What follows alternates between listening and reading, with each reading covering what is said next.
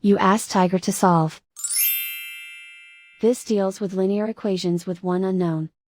The final result is x equals 28. Let's solve it step by step. Simplify the expression. Group like terms. Simplify the arithmetic.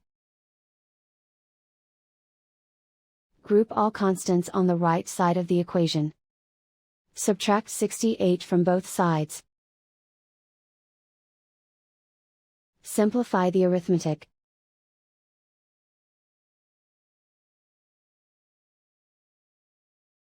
Isolate the x. Divide both sides by 4.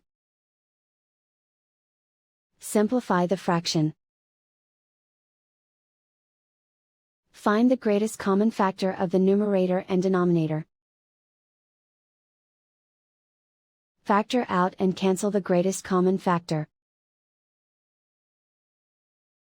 And so the final result is x equals 28.